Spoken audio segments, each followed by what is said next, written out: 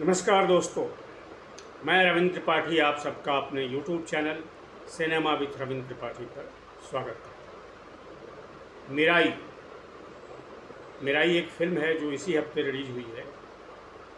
एक कार्तिक गट्टम नेनी की फिल्म है, कार्तिक गट्टम नेनी। और ये माइथोलॉजिकल फिल्म है। ये माइथोलॉजी में बहुत होच-पोच है, लेकिन माइथोलॉजिकल फिल्म है और सफल भी हो रही है। लोग इसको देख रहे हैं। मैंने भी इसको देखा 2 दिन पहले ही, लेकिन कुछ कारणों से परसों इसका वीडियो नहीं कर पा रहा है, इसलिए आज कर रहा हूँ। एक स्तर पर तो ये फिल्म सफल है, क्योंकि बड़ी माइथोलॉजिकल फिल्म है और आजकल आप जानते हैं कि माइथोलॉजिकल फिल्मों का बड़ा जोर है, तो उस स्तर पर सफल है। और कार्तिक गट्टम नेनी की जो पिछली फिल्म थी हनुमान, वो भी सफल रही थी। और इस फिल्म में उन्होंने तंत्र और वैष्णविज्म, तंत्र और राम, इन दोनों को मिला करके फिल्म बनाई है। हालांकि इसमें बुद्धिज्म को भी मिला दिया है, सम्राट अशोक को भी मिला दिया है। और एक ऐसा ग्रंथ जो सम्राट अशोक ने कहीं छिपा दिया था, 9 ग्रंथ, एक महावीर नाम का एक खलनायक है, उसको मिल गए हैं।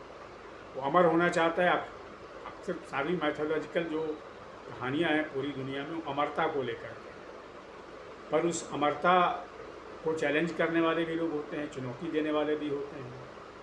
तो जो उसमें वेदा नाम का एक व्यक्ति है, नौजवान है, जिसकी माँ थी अंबिका, योगिनी थी, वो योग की थी और उसने योग से जो है सो उन ग्रंथों को बचाया था। तो उसी का जो पुत्र है वेदा, जिसकी भूमिका जो है सो तेजा सज्जा ने निभाई है, तो वो उसको बचा पाएगा क्या? उस महावीर स्वामी आखिरी ग्रंथ को पाना चाहता है, बहुत कोशिश करता है, लेकिन जैसा कि होता है, जीत तो हमेशा माइथोलॉजी में भी और फिल्मों में भी सत्य की होती है। तो आप समझ गए होंगे मैं क्या कहना चाह रहा हूँ। लेकिन इतना कहने के बाद ये फिल्म माइथोलॉजिकल रूप से सही है, सफल है, बहुत अच्छा इसमें विजुअल्स हैं, बहुत स्टोरी में बहुत गाँव पेच है और कहानी माइथोलॉजिकल युग से आज की युग तक है, मतलब आज चल रही है। वो समय जो कभी कल्पित था उसमें है, सम्राट अशोक के समय में भी है और आज का भी है, वैष्णविज्म का भी है। इतना तक सही है। इसमें कोई इस रूप में अगर आप फिल्म को देखेंगे, अगर आप सिर्फ इस लिहाज से फिल्म को देखेंगे, तो ये फिल्म अच्छी है, सफल है। लेकिन मैं दूसरी बात भी कहना चाहता हूँ, जो आजकल ट्रेंड चल गया है, हालांकि इसमें कुछ गलत नहीं है, लेकिन मैं अपनी राय रख रहा हूँ और मुझे थोड़ा सा इसको लेकर होता है कि हर चीज़ को आप, जो भारतीय, जो हमारे यहाँ धर्म की परंपराएं रही हैं, उसमें तंत्र भी एक बहुत रहा है, योग भी बहुत रहा है। और हालांकि सब अब तंत्र भी लगभग जिसको डिस्कोर्स से गायब है, लेकिन तंत्र की बड़ी साधनाएं, बड़ी परंपरा रही हैं। बुद्धिज्म की परंपरा रही है, बुद्धिज्म में भी तंत्र रहा है। लेकिन जैसा कि मैंने पढ़ा है, मेरी सोच है, कोई चीज़ पूरी तरह से गायब नहीं होती है। तो तंत्र जो है वो गायब नहीं हुआ, वो पीछे चला गया है, नेपथ्य चला गया है। और तंत्र को जिस तरीके से दुष्प्रचारित किया गया है, वो भी, उससे भी मैं असहमत हूँ। खैर, वो अलग बहस का विषय है, उसकी यहाँ चर्चा नहीं की जानी चाहिए। लेकिन जो इसमें दिखाया गया है ना तंत्र को, कि वैष्णविज्म अंततः इसमें जीतता है, तो ठीक है, फिल्म का फिल्मकार की मर्जी है, वैष्णवी को जीता हुआ दिखा देते हैं आप। लेकिन ऐसा नहीं है कि अगर आप धार्मिक परंपराओं के वाहक होना चाहते हैं या धार्मिक परंपराओं के बारे में कोई फिल्म बना रहे हैं, तो आप जो हिंदुत्व के भीतर जो दूसरी परंपराएं हैं, कई परंपराएं हैं हिंदुत्व में, सिर्फ वैष्णविज्म नहीं है, वो एक प्रमुख धारा बन गई है पिछले लगभग 1000 साल से। लेकिन 1000 साल पहले ऐसा नहीं था।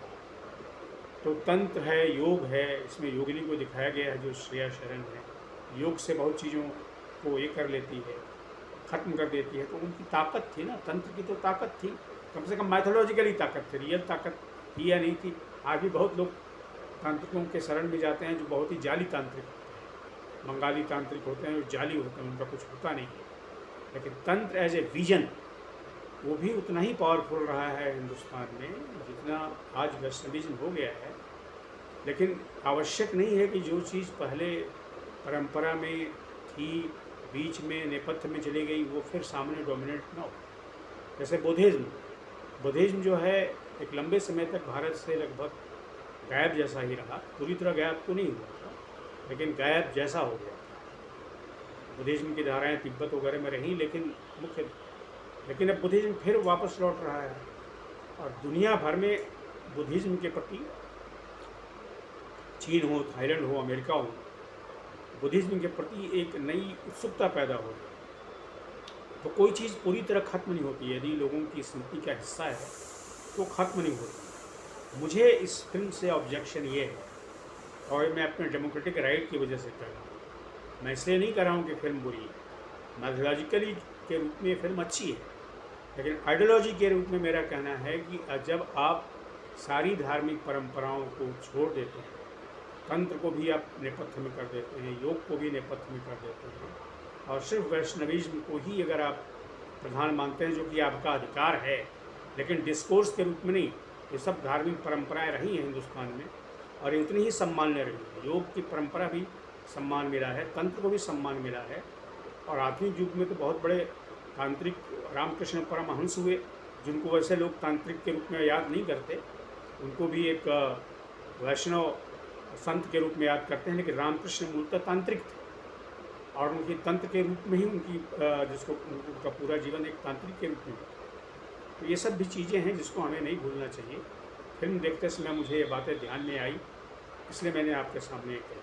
आज के वीडियो में दोस्तों इतना ही। आपसे निवेदन है कि मेरे इस यूट्यूब चैनल को सब्सक्राइब करें, लाइक करें और इस पर अपने कमेंट भी करें। और हाँ, अगर आपने मेराई देख ली है, मेराई देख ली होगी अगर आपने, तो आप ज़रूर मेरे कमेंट बॉक्स में जा करके इसके बारे में टिप्पणी करें। Thank you very much.